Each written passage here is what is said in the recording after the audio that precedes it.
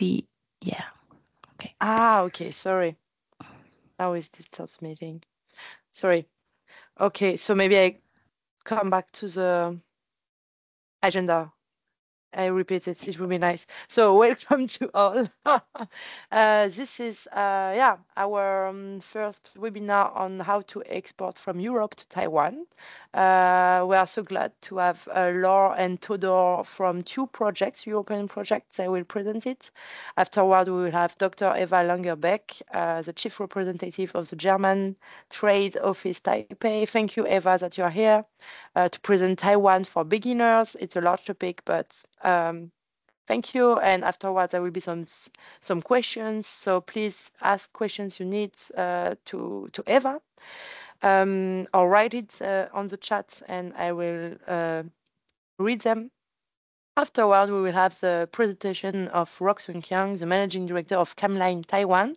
Camline is a German company, but also now in Taiwan, and Rockson will just give all the inputs he can about the imports to Taiwan. So thank you, Rockson, also that you are here today to speak about the import German startup in Taiwan. And please, to all the participants afterwards, write your questions, or even during the pitch, write your questions, and we will read it afterwards to let Rockson and Eva answer it. And yeah, so I let you, Laure from Technologique, do your intro. And yeah, I let you the microphone.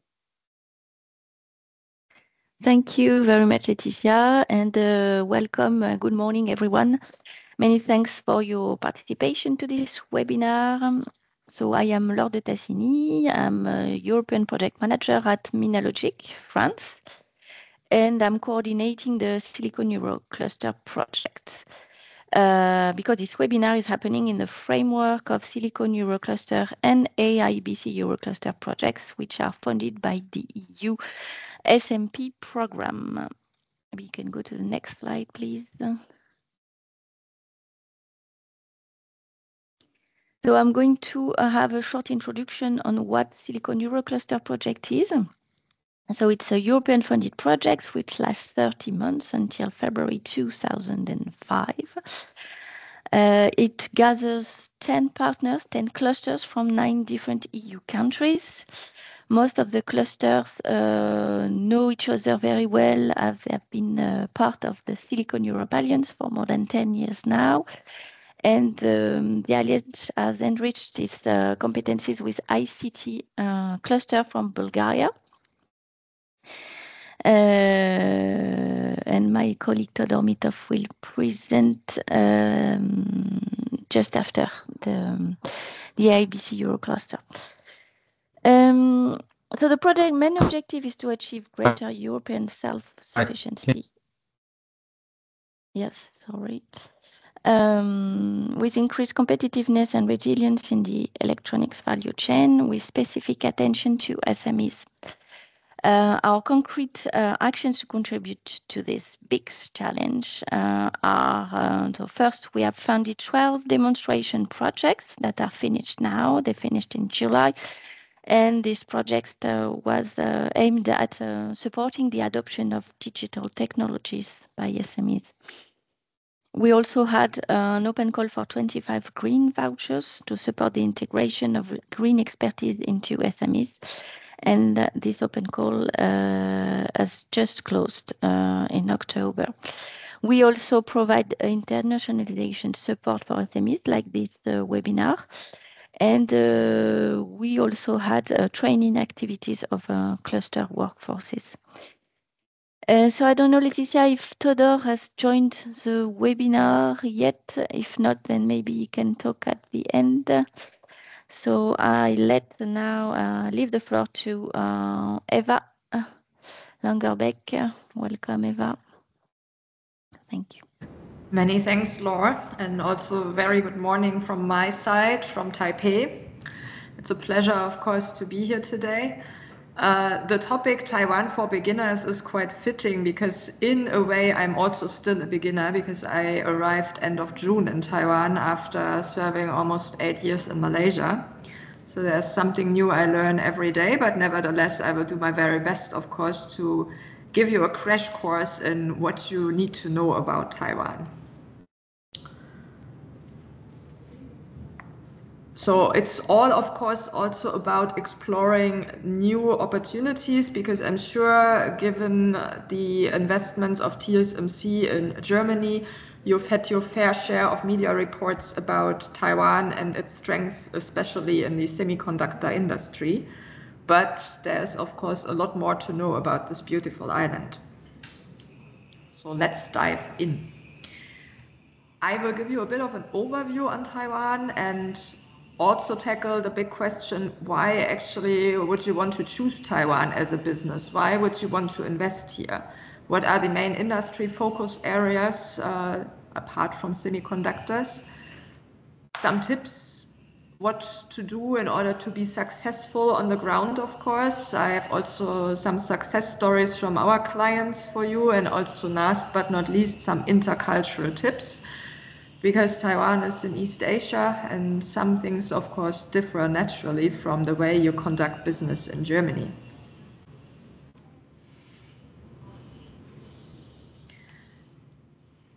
Taiwan used to be, also still very much is, known as an Asian tiger state, a small island.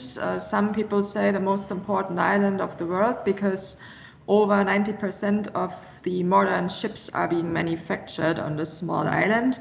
So if you look at the data describing the island in numbers, then you see in terms of population and also in terms of area, this is very much a small economy with a total population of 23.3 million. So if you compare it, of course, to Indonesia and also the Philippines in Southeast Asia, it is relatively small. Good thing is, and this is one thing that attracts normally also German investors, it is very much a democratic system with a semi-presidential republic and democratic elections. Current president is Mr. Lai, who was just inaugurated in May this year. And of course, we have the capital of Taipei, which, if you look here at the map of Taiwan, is located in the north. And if you look at the map, of course, you see a lot of different names. Those are the administrative districts. What you can't see is the topography of the island, of course. So you have the northern part, for example, where predominantly a lot of industry is located. The central part is pretty much dominated by mountains, and you have an eastern part bordering also the Pacific Ocean. The southern tip, which has a very tropical climate and is known for shipbuilding, for example. And you have the western part, which is next to the Straits of Taiwan and therefore also the closest area to mainland China. Next slide, please. When you look at the economic data of Taiwan, one thing that stands out is the GDP growth. And if you look here at the graphics on the right side, you will notice pretty quickly that 2021 was a rather extraordinary year due to the pandemic. The demand in semiconductors had exponentially increased, which explains also the very strong growth of over 6.6% of the GDP. So then, of course, there was naturally a drop because some of the demand was settled. Right now, the forecast at the moment is at around 3.9%, which I have to highlight is better than what the analysts initially predicted. And this is largely, again, due to the demand in semiconductors coupled with artificial intelligence. So in terms of economic statistics, Taiwan is also pretty much an upper income economy with a total GDP per capita of 327 USD, with a relatively average employment rate of 3.4%, although among the youth in some areas the unemployment tends to be a bit higher. So one of the reasons is also that a lot of people want to work in the semiconductor industry because it pays the best salaries. But of course, not everyone has the right skill set then to end up in that particular industry. And there are other areas similar also to Europe in a way, or Germany, where it is more difficult for companies to find staff. So that includes construction and also the hospitality industry, for example. Inflation is quite low with 2.5%, so more or less also under control. But for such a small island, of course, the trade volume and also the general GDP is very, very healthy. Next slide, please. So let's dive a bit into German-Taiwanese trade relations. Historically, you have to say those relations are quite good. We have a total trade volume at the moment of 22 billion US dollars, combining exports and also imports. What is interesting to see is that the imports from Germany to Taiwan have increased. I've also been informed by some of the chambers of commerce in Germany that they want to focus a bit more on Taiwan in the next year, because it is one of those economies where imports are increasing at the moment. So when you look, for example, at some other countries, there could be a trade deficit for Germany, for example, or it could be more or less evenly balanced. In terms of ranking also in Asia, Taiwan is our 5th most important trading partner, again largely due to semiconductors. When we look at the ranking, it depends at what kind of statistics you look. Germany out of Europe is the 2nd most important trading partner for Taiwan, which is only 2nd to the Netherlands. Although that has to be taken a bit with a grain of salt, because a lot of holdings, due to tax reasons, are registered in the Netherlands, and that also includes Infineon, one of Germany's semiconductor companies. At present, we have between 250 to 300 German companies here in Taiwan, employing around 20,000 employees. So what needs to be highlighted is that for a majority of the German companies, and we will later also see that in some statistics, Taiwan is not a predominant manufacturing destination for a variety of reasons, but instead German companies are active in other areas. Next slide, please. So looking a bit at some of the details in terms of exports and imports. So what do we import to Taiwan and what do we actually export? Since semiconductors is very strong in Taiwan, it's no surprise that on number 1 and 2 in terms of exports to Germany, information and communication technology and parts of electronic products ranks the highest. So I'm pretty sure you've heard of TSMC by now, the Taiwanese chip giant, but also Foxconn, manufacturing iPhones for Apple. Then vehicles and also transportation equipments are on the 3rd place, followed by base metals and also articles made out of metals and also certain machinery. And in terms of imports, we have first and foremost vehicles and transportation equipment, and it includes both vehicles and transportation equipment for private consumption, but also for industrial purposes. Chemicals. That might seem a bit surprising, but the chemical industry is also part of the semiconductor supply chain and includes companies like BASF and Merck, for example, for special chemicals which are needed in the production for semiconductors. Then machinery, which is a wide range, also parts of electronic products and optical and precision instruments, which are needed also in the semiconductor industry, but also for healthcare, for example. Next slide. So in total, Germany is invested with around 6.1 billion US dollars since the 60s already in Taiwan. And you look at the statistics, one thing that you will see here is the green bar at the right side, which was 2023. That was a record year. You might think this is because of semiconductors, but no, surprise, it's not. It is because of renewable energies, in this case offshore wind, where Germany also holds certain investments in Taiwan, and this investment is largely due to a capital increase in one of those existing investments.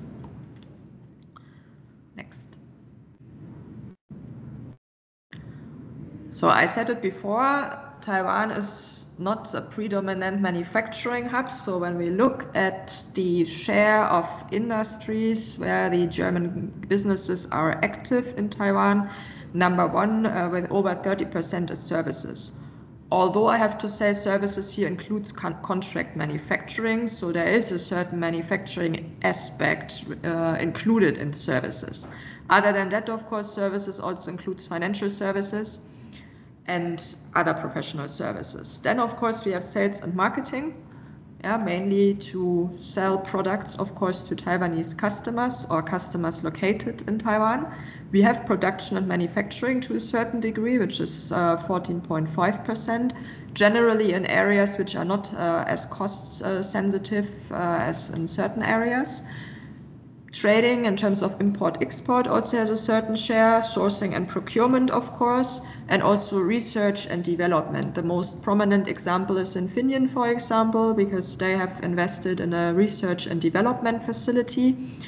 And American companies such as Microsoft and Google also have research and development facilities in Taiwan, together with their data centers. Majority of the German businesses are also, and that is no surprise, active in business-to-business dealings, and not in business to government, because that is a bit more complicated in Taiwan. Next slide.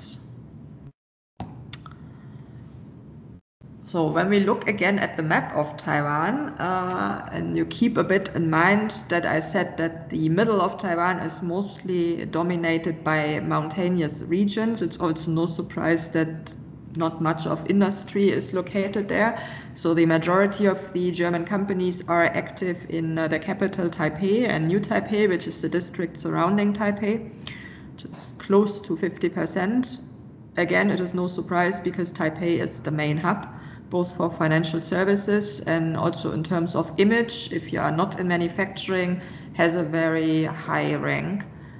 And in terms of connectivity, of course, due to the international airport in Taoyuan, this is usually one of the locations where new investors from Germany would start. Then we have Taoyuan, where also the main international airport is located. We do have a fair share of German investors over there as well, because Taoyuan has a variety of industrial parks. Then we have Hsinchu here with 7% in orange color is the semiconductor hub area in Taiwan. This is where TSMC and also others have their big factories. So naturally, some German companies are invested there as well. But Hsinchu, due to TSMC having investments over there, is quite pricey also in terms of real estate already. So not all German companies are located there.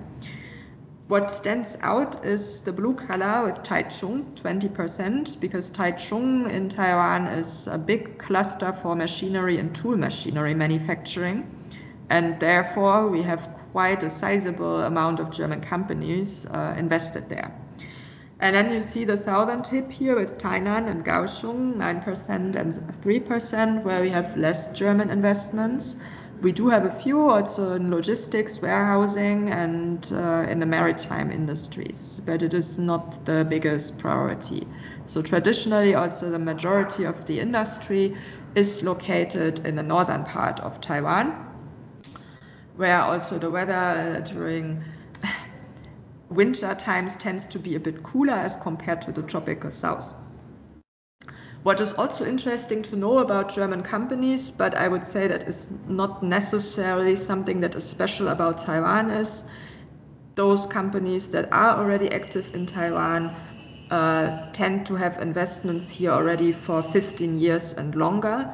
This is also something that is quite typical normally for German SMEs, that usually once they set up their mind to invest in an economy, they tend to stay there long term. They usually don't go there for a few quick bucks and then leave the economy or country again. Only 9% are 5 years or less, so majority of those are well established already and have a very healthy footprint on the island. Next slide. When I arrived in Taiwan end of June, I thought that geopolitical risks or also cross-trade relations vis-à-vis mainland China would play a much bigger role in investment decisions among German companies. And I was surprised to learn in a lot of discussions with new investors and also existing investors that this is not the main concern or the main risk when they look at investing in Taiwan. So the main challenge by our German companies with close to 60% is global economic growth or a decline in global economic growth, because naturally that would also impact the Taiwanese economy, followed by a decline in economic growth of Taiwan itself. So in a nutshell, you could say that companies go where there is a market, and a market where they can generate a profit. Certain other risks to that, of course, are being taken into consideration, but it's not a reason not to invest. Followed by that is also energy transition, and we know that from Germany as well. This is also a big topic here in Taiwan, because the industry is very power hungry, especially semiconductor manufacturing and also the new data centers. And 63% of all the energy is being consumed by the industry. At the moment, majority of the energy from Taiwan is being imported, which is mainly coal and oil and gas from Indonesia and also Australia. And therefore, of course, the energy sector is also going through a lot of transformations. On top of that, you saw it earlier in terms of statistics, Taiwan does not have a huge population, but the population, similar to Germany, is also aging. Hence, you have shortage of manpower and skills in certain areas. Next. What we always do every year is we ask German companies how happy are they with their investments in Taiwan. Do they plan on investing again? And the good thing is that close to 50% either plan to invest in Taiwan in the next 2 years and would also invest again. So generally, the investment climate at the moment among the German company community here is considered to be quite positive. Next. So why would you choose Taiwan? Number one, and this is also related to our event today, it's called the Silicon Valley of Asia. And you could well say that TSMC is Taiwan. Not only are over 90% of the most modern chips being manufactured in Taiwan, but TSMC itself holds a global market share in chip manufacturing of 57.9%, which is sizable. The main competitor is Samsung with around 17%. Other countries in the region, such as Malaysia, might have a strong footprint in packaging and testing, but in terms of Taiwan, the main speciality is the manufacturing of chips. Similar also to Germany, you have a very strong backbone of SMEs in Taiwan, which of course is good for a variety of reasons. Number one, it is close to the understanding of a lot of German companies. It also means that the government is ready to specially support SMEs and is also familiar with challenges and the investment patterns of SMEs. Therefore, you have a variety of policies, including tax incentives for investors and so on, specifically aimed at SMEs. Other than that, it is also considered a very friendly environment, not only because it enjoys political stability and a democratic system, but also a very comprehensive legal system, which is, in terms of understanding, quite close to the German legal system, because we have civil law in Taiwan and not common law as in most of the others, for example, Southeast Asian countries. That includes a very comprehensive framework for the protection of intellectual property rights, which of course, especially for research and development activities, is highly important. And of course, investment guarantees for foreign companies. And apart from that, Taiwanese people are also very friendly and helpful, especially towards foreigners. So it will be easy to settle in also as a new investor, even if you have not been to Taiwan before. Next slide. So I've been talking a lot about semiconductors, electronics already, and of course this remains the top focus area in terms of Taiwan's industry. It has a very major supply chain, so in terms of semiconductor manufacturing, almost everything is available on the island. We have the concept of science parks here in Taiwan, which means for companies that are part of the supply chain, most of the suppliers are just across the street, which makes it, of course, in terms of logistic costs and also time, very attractive.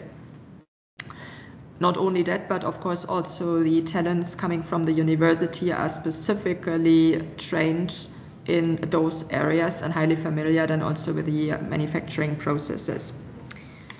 AI is the other hot topic. So if you have been to Taiwan in the last couple of years, then you would know, if you, no matter to which trade fair you are going, everyone is talking about artificial intelligence at the moment. For a variety of reasons. In terms of artificial intelligence hardware, Taiwan is already on global rank #1 thanks to the semiconductor manufacturing. But in terms of AI software, Taiwan is only on rank number 26, and the new Minister of Economics, Mr. Kuo, wants to change that so that Taiwan is getting closer to Korea, which is globally on rank 6, and Singapore rank 3 in terms of AI software. And they also want to increase the market share, which is at the moment 12% in terms of AI applications, to 30%. What does that mean? At the moment, anything that is related to AI technologies and also implementations is highly welcome. It doesn't matter whether you go to the semicon trade fair, automation trade fair, other trade fairs, there are panel discussions on artificial intelligence almost everywhere, because Taiwan wants to remain competitive. And in terms of semiconductors, it's necessary, of course, to look into new business areas, because right now everyone is surfing the wave of semiconductors, but we all know, and that's the same with every industry, that might not go on forever. So it's necessary, of course, to develop other areas while you still can, and have, of course, also the funds to do so. Taiwan also has an AI action plan in place since 2018, prioritizing innovation and also accelerating digital transformation. So especially, for example, in manufacturing, in the energy sector, also healthcare, AI applications are highly sought after. Related to that, also blockchain, of course, is a big topic. This is something that is being heavily promoted by the Taiwanese government at the moment in terms of technologies, and is one of the key areas for a variety of industries, also again linked to artificial intelligence applications, to keep certain applications and data, of course, safe. Next slide.